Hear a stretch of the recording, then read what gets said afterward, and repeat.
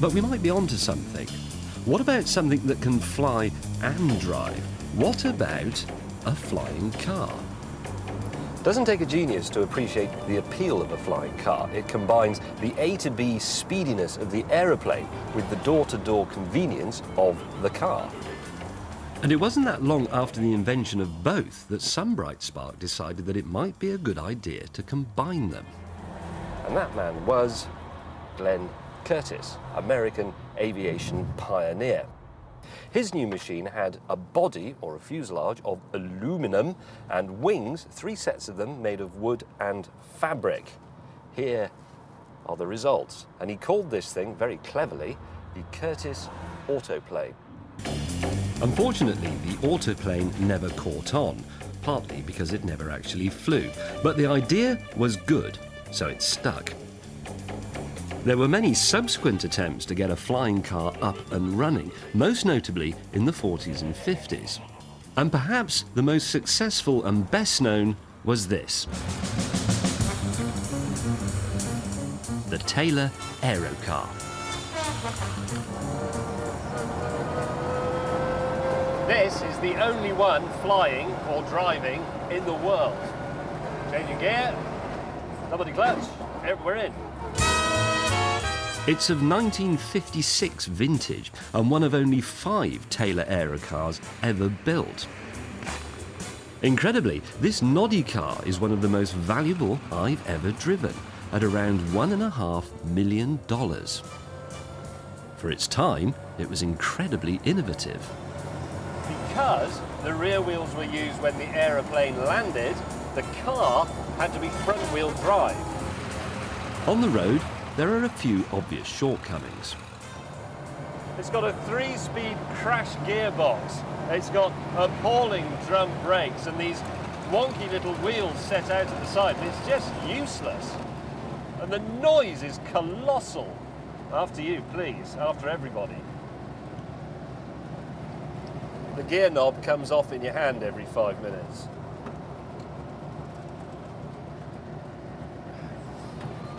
Oh, God.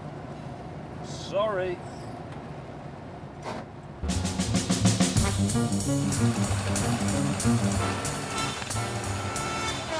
If it's this bad as an aeroplane, then we're in serious trouble.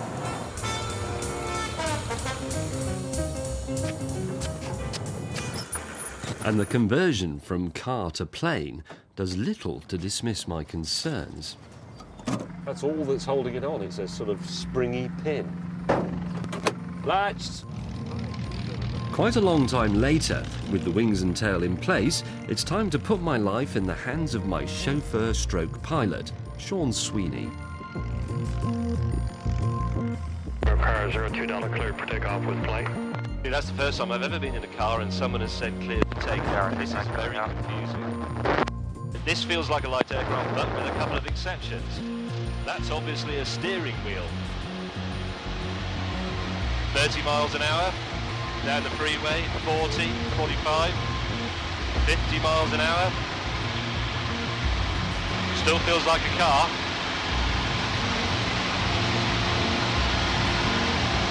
We're flying.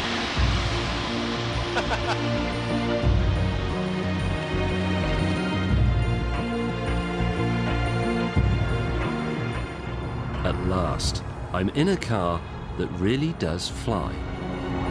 Well, I've been fantasising about this moment since I was about 6 years old, so that's absolutely fabulous.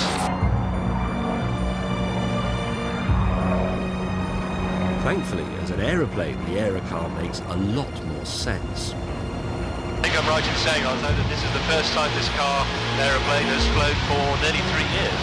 Yes. And I am probably the first passenger for, what, 20 years? Yeah, for about 20 years, you sure are. Well, I like it. It's a mechanical marvel. The car engine now powers the propeller. And the more I flew, the more I was willing to forgive its crimes in a previous life, as a car. Other people who have sat here, where I am today, in this very flying car, include Marilyn Monroe, Lana Turner and Ava Gardner. They're not all at the same time, presumably. So this finally settles an age-old pub debate amongst sports car enthusiasts. The man whose car can fly gets the girl. And should you want one, there is one currently for sale on the internet. But they are asking $3.5 million, and it isn't even airworthy. Why don't you go ahead and fly the airplane? You go ahead and put your feet right up on the rudder pedals, and you got the control stick right there. I am actually flying the Aerocar. How about that? Hold your hands up in the air so they know I'm doing it. There you go.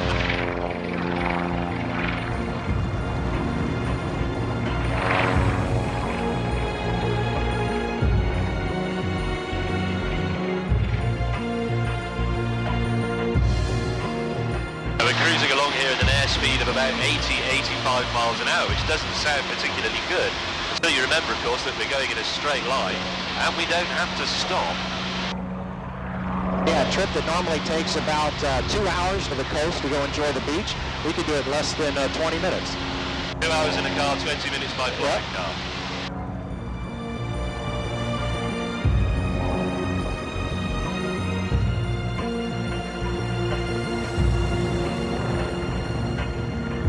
So we are now overhead the airfield.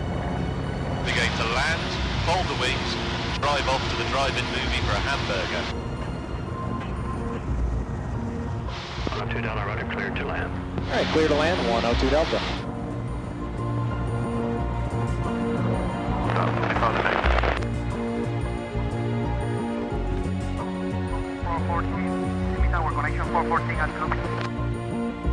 It's a car. We're 1-2 There we go. Your right turn heading 300.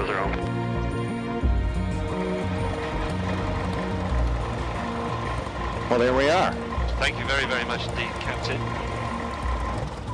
That's most excellent. No better way to travel. Do you know, I think you might be right.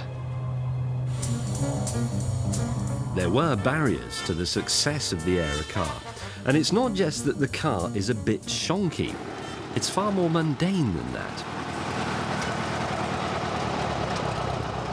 Before you could fly or drive the Aerocar, your paperwork had to be in order. You needed a driver's license, you also needed a pilot's license. You needed to register it as a car, you needed to register it as an aeroplane. You needed a radio operator's license for the aeroplane, you needed a medical certificate to be a pilot. And because it was over 17 feet long when the wings were being towed, in America you needed a chauffeur's license. And a chauffeur's license required another different medical. So all in all, you needed 8 licenses and certificates to be able to own an Aerocar. And of course, you still needed an airstrip. So you were likely to spend far more time driving than flying.